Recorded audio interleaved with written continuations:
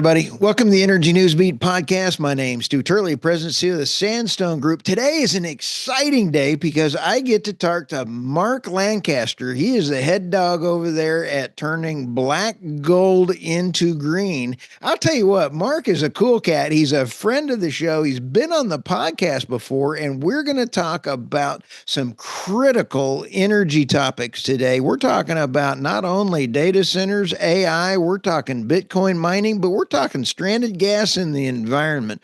Welcome, Mark. Thank you for stopping back by. Nice to see you, Stuart. It was a long time ago when we did that first podcast. Yep. Number 100 or so. I can't. You're up 600 or 700 now. You're just we're getting out there, Mark. And I'll tell you, we're going to go over probably 1,000 here before too long. So it's been a while. And the success of the show, Mark, is because of my guests. And I truly appreciate you. You're a leader on LinkedIn. And you've got some great things that you've been pushing out there. I like your leadership in the energy space because right now with AI, data centers, and Bitcoin miners, can you lead us through the path of where you've been over the last 4 years and where you're going now? Well, sure. Back 4 or 5 years ago, we were talking about stranded gas was the bane of the existence of oil companies. And it wasn't really the fact it was problematic or anything. It's just they weren't making any money off of it, And so then the Biden people came along and they basically made it a forbidden thing to have gas that was either vented or flared. And the oil operators, they did the simplest thing. They like to reduce expenses. So they just closed all these wells in that had been venting or flaring X amount of gas. Now everybody wants to make profit off this gas, and Bitcoin data centers, are great users of that, and so 2.5 years ago, you saw a flood of people buying all of the generators and turbines that were in the market to take care of that natural gas and put it into energy, put it to the grid, put it to data centers, put it to Bitcoin mining. Well, the problem that happened was there's just no more generators. There's no more turbines, Wow.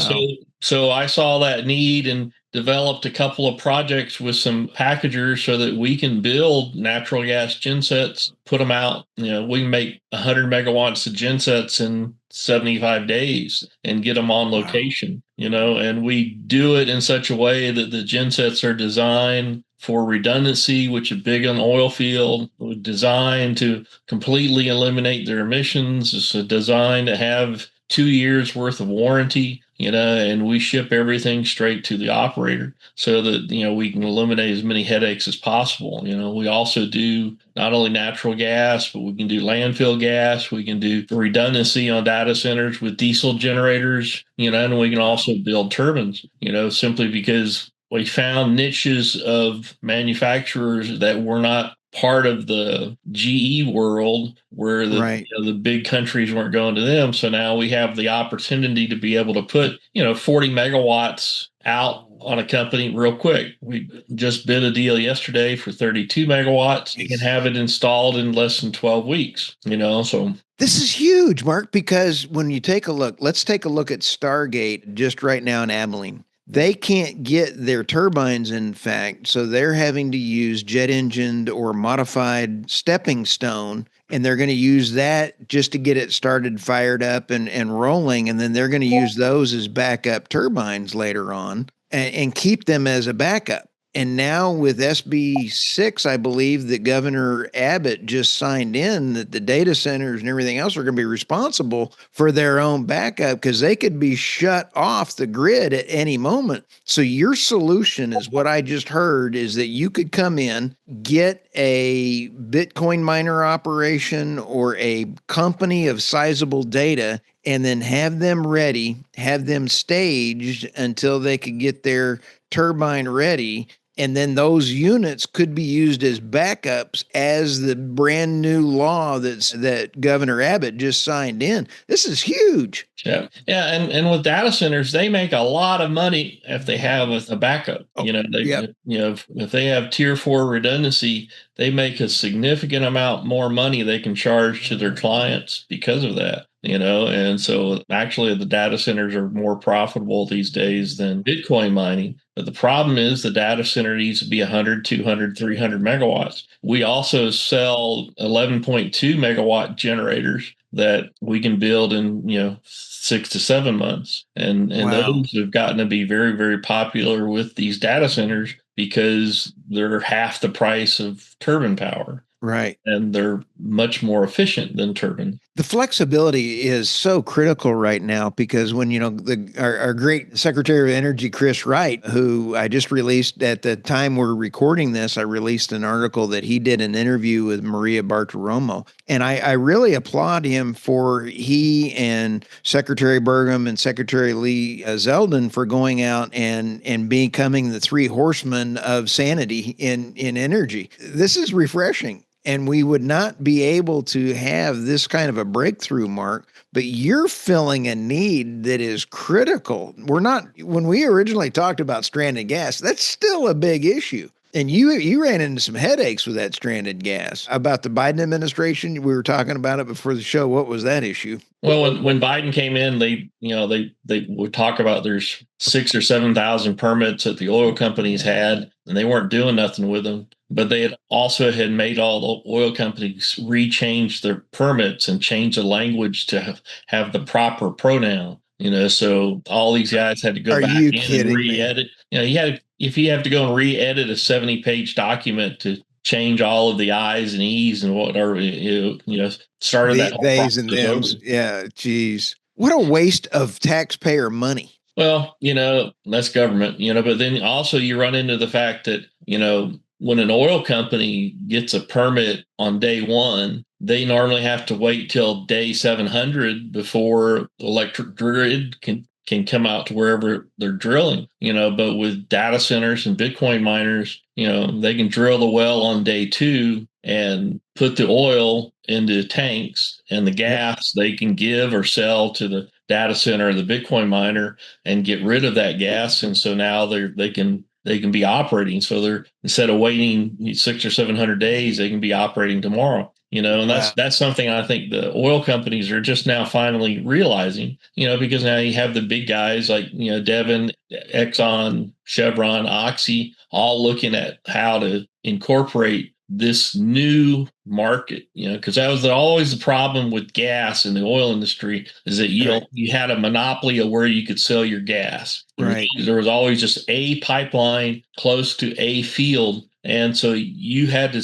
sell your gas for whatever that guy would buy it for, not what you saw it on CBS News that night. Right. They might report natural gas is $4 an MCF, but out here in West Texas, you're paying somebody 30 cents an MCF just to take it away, and It- so you got so to now, make money on it.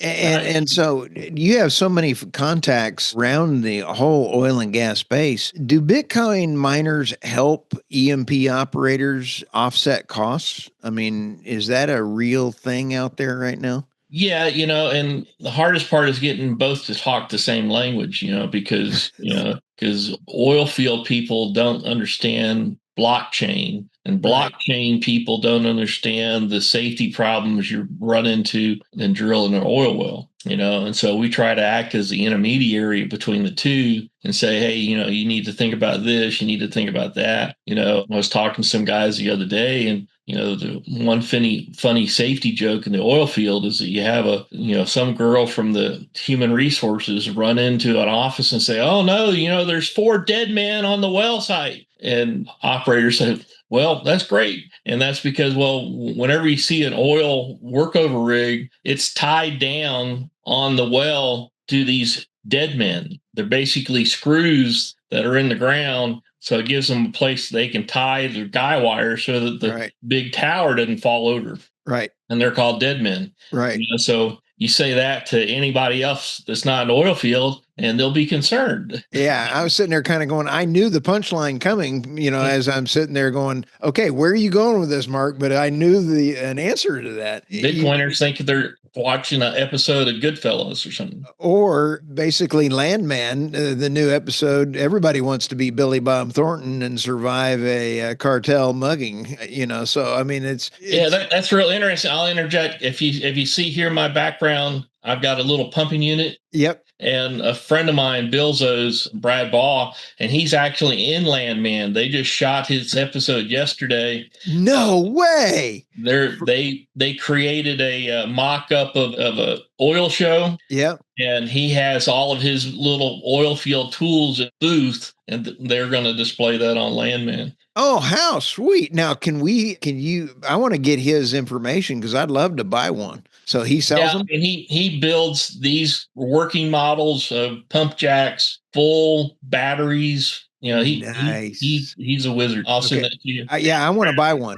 Oil field toys, I think. Okay. Cool. Because that would be a great backdrop for my desk. That is outstanding. We want to give him a shout out on this in the show notes too. But Cool. I tell you, I have respect. I like the Landman show from the standpoint that there's a narrative, Mark, that you've alluded to at the beginning part, and that was the previous administration's dirty language on oil and gas. And this current administration is changing the narrative in Landman, even though some of it's a lot fictitious. A lot of it's true. I mean, life in the oil field, there's great people. They're the cowboys of the United States now. Our great oil and gas folks. Yeah, there was one scene that Billy Bob Thornton was talking to the lawyer, and he was explaining to her the cost of a windmill. Isn't that a great scene? That to me, when Billy Bob was going through that, but ESG has really had a great toll on the United States oil and gas exploration as a industry. The governance and the commitment of oil and gas operators to give money back to their shareholders and stakeholders, it's not the old school days that it used to be. It is really a whole different environment. So when President Trump, as I put out in my article this morning, when President Trump stands up there and says, drill, baby, drill, and I mean now, the oil and gas industry is going, well, not so much, President Trump. We're going to do it. That's almost a cross between Putin and Fonzie. I don't understand which one, but we're going to be drill, baby, drill when fiscally responsible. And I think tapping into what your solution is so I'm excited about your solution because this is cool because it's going to be able to help E&P operators. They're trying to pull the oil out, but yet they got stranded gas. Or you're a data center and you've got a long time lead. You're almost in a perfect environment for about 16 different business models. And I can see how this could fan out and be a real solution for a lot of folks. I was just talking to a friend of mine this morning. He's got a field with 600 wells. Wow. And they can't move the gas, and they make 50 to 900 MCF a day on those different wells and different gas. So it's an excellent opportunity for, even a data center to come in, but they need to build the infrastructure, and combine all the gas into one spot, but with Bitcoin mining, you can actually have a 30 megawatt here, a 300 megawatt there,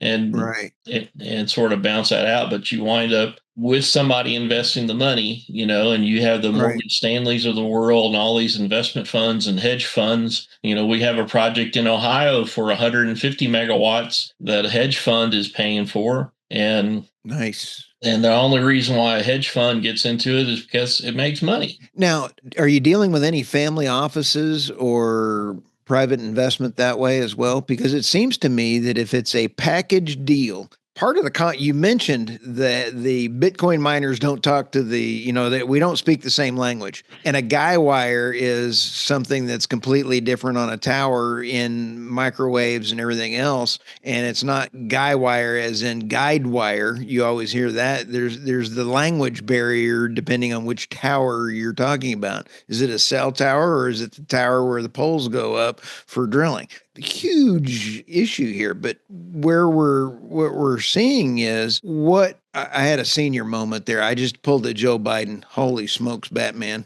Well, I'll give you a really good example. Everybody in the world knows where Butler, Pennsylvania is. Yes. And we're doing a project 30 minutes north of Butler, Pennsylvania, where the investment cost is $5.7 million for a 5 megawatt Bitcoin mine, and the return on investment will be a net of $300,000 a month, which gives them payback in 16, 17 months. And when you show No that to way. an investment company, I mean, that's really what you're looking at. And that's assuming that Bitcoin never goes up, that it just stays at $100,000 Bitcoin. I mean, so people are expecting the Bitcoin to be at 175 Under or something by the end of the year. It's so hard to say. Yeah, who knows? But as President Trump is adding it to the potentially to the United States Treasury, holy smokes, that's adding some serious stability to Bitcoin.